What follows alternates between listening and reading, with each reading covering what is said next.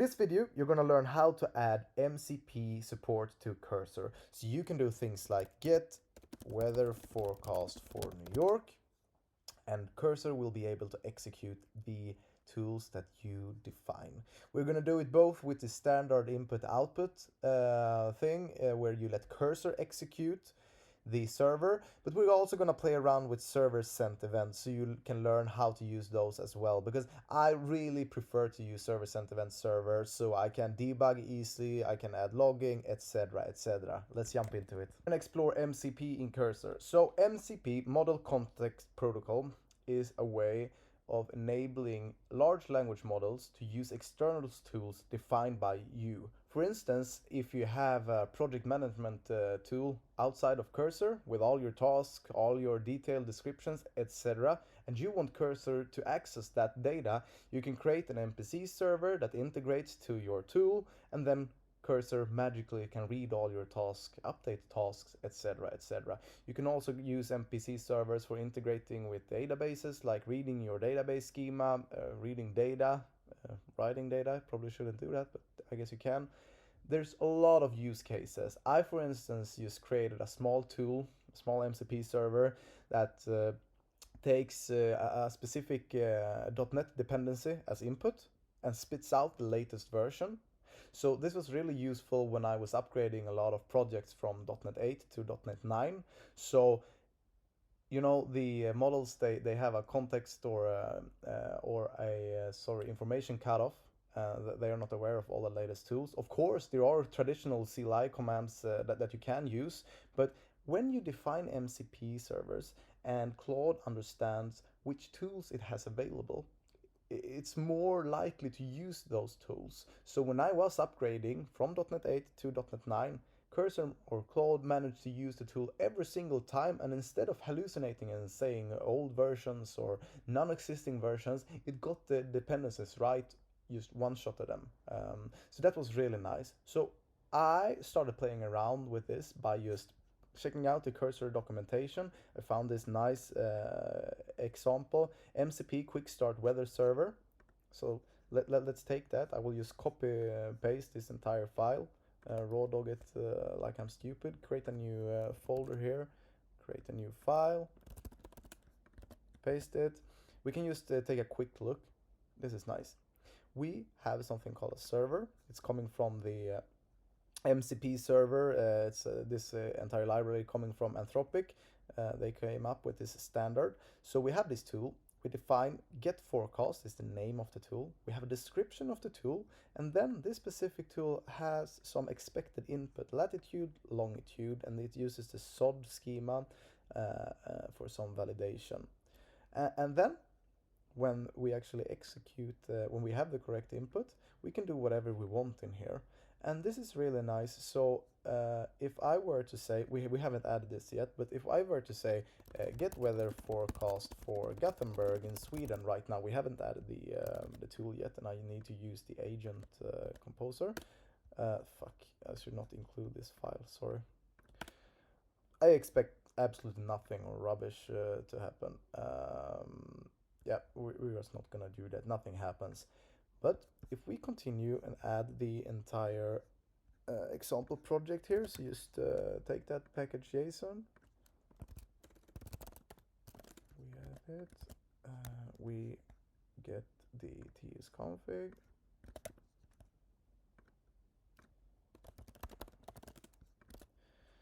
right, I think we're up and running now. We're gonna do a installation. That went good. We're gonna run the build command. We're gonna compile the code. And then we're gonna do something that I don't really care about. I think, are we even gonna execute the server? No, no, I don't know. Ah, it's just this yeah, it makes the output, the index.js executable, I guess. I don't know, I don't care. So now you see that we have this file. We can execute it, build, and the MCP server is now running on standard input output. This is really nice. What we can do now is open up Cursor settings. We go to features, We have a new section here called MCP servers. I will name this test, and there are two different type of protocols, either server sent events or the standard input output or command. Basically right now we're just going to tell cursor execute this command to run the server. But first of all we need the absolute path to this file. So just copy path. I'm gonna see if it went great. Index.js, yeah, this is it. Node, and then we're gonna execute the file. Okay, test, and we're up and running. Now if we try again, we open up a new composer. Get can I get the forecast for Gothenburg? I don't know if it has the coordinations or positions for now you see cursor is intelligent. Now it identifies that, oh, we have a new tool called get forecast, and user is asking for a forecast. I should probably use the tool. So it got the right coordinates out of the box. The input looks good. Now let's run the tool. I think it hallucinated the latitude, longitude within the United States. Get forecast for New York instead.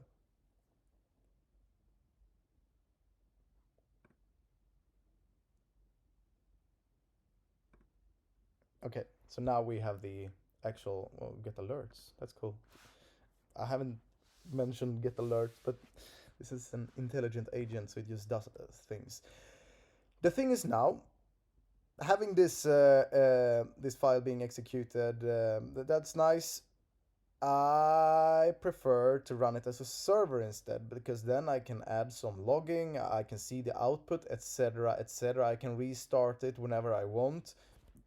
That's just me. If you don't want to run it like a server with server sent actions, server sent actions. I've been playing around too much with next server sent events. If you don't care about that, you're happy to leave the video now. Thank you so much for watching. But now, right, let's see if we can do this now then. I think we're gonna look at the documentation here, and we're gonna take the this. Now please turn this standard input output server into just SSC. Check this for reference. I'm gonna see if it can one-shot it. Choof, choof, choof. We need to add express. Yes, please add express and proceed.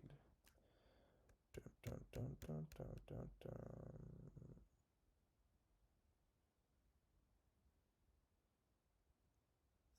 Perfect. Let's try to install it. Choof. Let's see what it did now.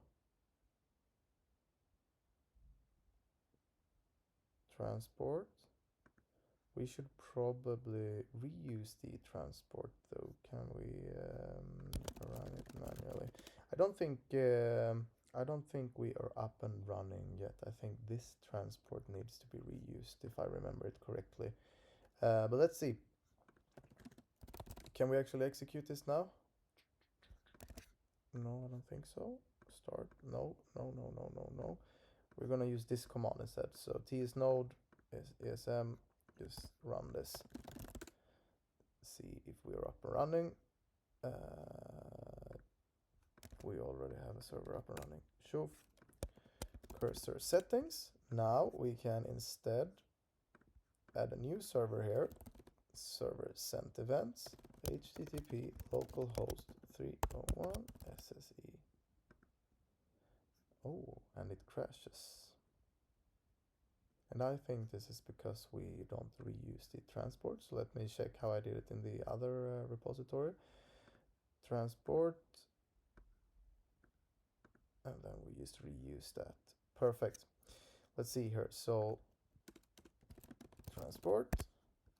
And we do the, yes, thank you cursor. And we do this. Choof, choof, choof. Let's see if this works. And we are up and running. So now, this is actually quite fun. Let's try now. add some logging to this file for the endpoints.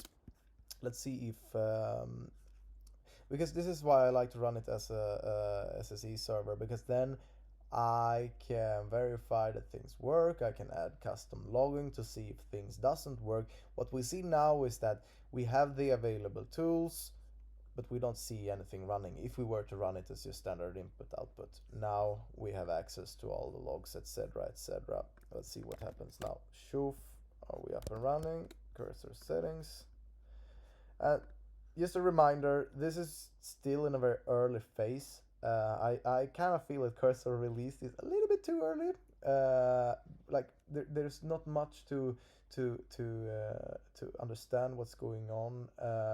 No debugging. Sometimes things just doesn't work.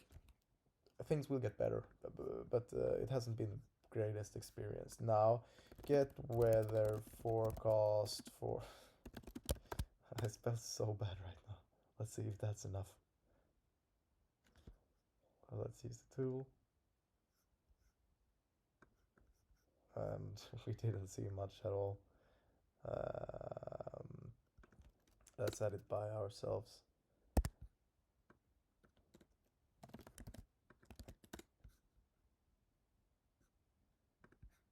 Let's run it again.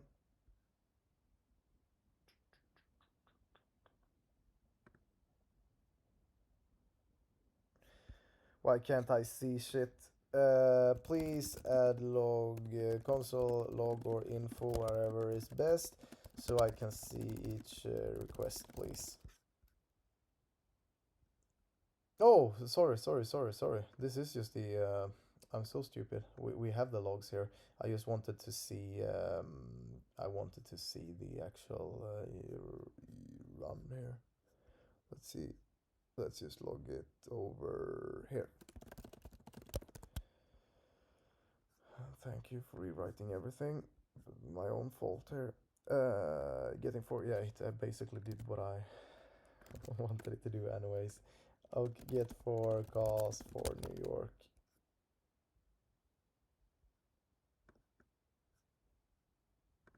Yeah, there we go. Now we see it here. Getting forecast for coordinates. Okay, this was just how to raw dog add MCPs. Not that much to think about really. You just have to understand that there are two kind of protocols. There's the standard input output. We can use the server sent events.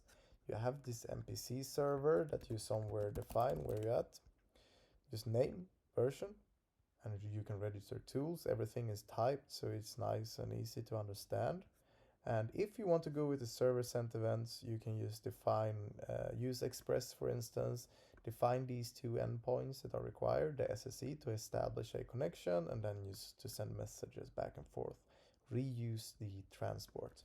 If you want to use standard input output, you add a new MPC server using command, and you have to let cursor execute the server in order to run it.